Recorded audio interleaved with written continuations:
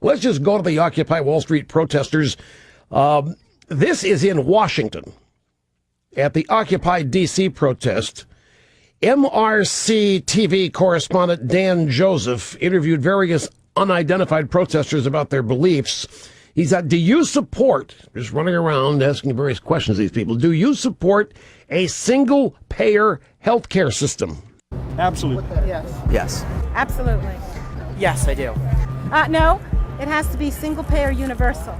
I think maybe a better answer would be a sliding fee scale. Clarify on that. What do you mean? So it's not just single payer, but it's for everybody. Okay. People of Cuba are much better off today than they were then. Okay. Cuba has the best medicine in the Western Hemisphere. Better than us? Yes, better than America. All right. Do you support a government-mandated living wage? Stop it. Stop the tape. Why does it take 10 seconds for the tape to stop when I ask for it to stop? Must be a computer glitch. At any rate, where do you think this lunatic gets the idea that Cuba has the best medicine in the Western Hemisphere? Well, it's not just elected Democrat officials. Michael Moore made a movie, Sicko, and that was its premise. Let's listen to the rest of the bite. Yes. Absolutely. Yes. I do. I think that's really complex. Yes. Well, what should that be? Livable wage. Livable wage. Yes. I don't support government mandated anything pretty much. Okay. How high should it be? Whatever the cost of living is. Okay, so It should be engineered so that it's consistent with people not having to struggle. No. Everybody needs to make a contribution to society, and if they can't, of course, we're obligated to take care of them. All right. Everybody needs to make a contribution to society, and if they can't afford to, we're obligated to take care of them. And Cuba is the best medical care in the Western Hemisphere. Next question. What do you think of the Dodd-Frank financial reforms that were passed in 2009? I'm just learning a lot about That's the okay. economy. Never heard of it. never heard of them? Okay. What do you think of the Dodd-Frank financial regulation bill? I'm not familiar with that. Okay. I'm not familiar with it. Okay. I really don't think that any financial reform is going to work, no matter whose it is. I really have not studied it, so I'll withhold. I have to do more research on that before I can give it a definitive answer. I think so, yes. Say they're probably not comprehensive enough. It's toothless. It's worthless. They're doing the same things that they've done before, and it is, their country's owned by the corporate tyranny, so Right. they do basically what they are asked to do in the Congress.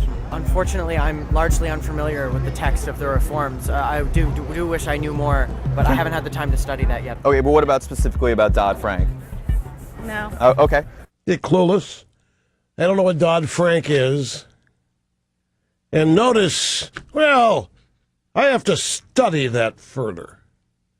I haven't had time to study that. And they are split on illegal immigration. Dan Joseph, the correspondent here, do you believe in open borders immigration policy? No. What do you mean by that? Yes. Many of the problems caused by illegal immigration is the fact that it is, in fact, illegal. No. I would say yes, but also because I want to immigrate to Canada. What about you? I have reservations on that. A lot of the jobs they do, Americans won't do. And right now as we're kicking these people out, we're losing other jobs because the people who used to do those jobs are gone and they can't get even unemployed Americans to do those jobs. Yep. Not without any kinds of qualifications, no. So that's that is the cross-section of opinion on illegal immigration. And again, all kinds of cliches that you hear there. Let me take a break because I've got, just one more. Well, yeah, let me take a break. Back to MRCTV. Correspondent Dan Joseph walking amongst the protesters at Occupy Wall Street now. Question, do you believe there should be a 50% cut in military spending? That's being very conservative. I would say the majority of it and focus on defense rather than offense. I'd feel better if it was 75. More. More. Oh, absolutely. I'd support a 75% cut in it. I think it's insane. At least. At least. At least. Okay. Actually, I would say more like 80. 80% cut in military spending. Well, okay, maybe. We'd still be spending more than everybody else. Yeah, that's true. At least. At least. Half of that cut I would like to see spent on the Department of Peace. We don't have a Department of Peace. Exactly. At least. If the military would have to go in and help after a flood or something like that, then I would say maybe an 80% cut. But if we're only going to use our military for military reasons, you know, for attacking and invading other countries, I would ask for a 100% cut. 100%, so no military at all. No. All right. Every one of these people vote Democrat. Every one of these people is the product of the American public education system. Well, doesn't even have to be public, depending on how many of them went to college. Every one of these people, in every question, every one of these people is either a student, a former student, has had close contact with the American public school system. They probably come from families with family members that have the same point of view, and they all vote Democrat, and they're all just ignorant. They are, what's the other word? I mean, I'm being charitable, by the way, when I say ignorant. Stupid, ill-informed, uninformed. This is exactly the kind of voter the Democrat Party seeks. Dumbed down in a haze, knowing nothing, believing nothing other than the cliches and the BS that represents traditional Democrat Party policy. They're just stupid. And you notice how smug they are about it. They are arrogantly stupid. This is what we're up against. These are model citizens as far as the Democrat Party is concerned. More questions put to the protesters in Washington. MRCTV correspondent Dan Joseph. Question, what do you think of people who don't believe in man-made global warming?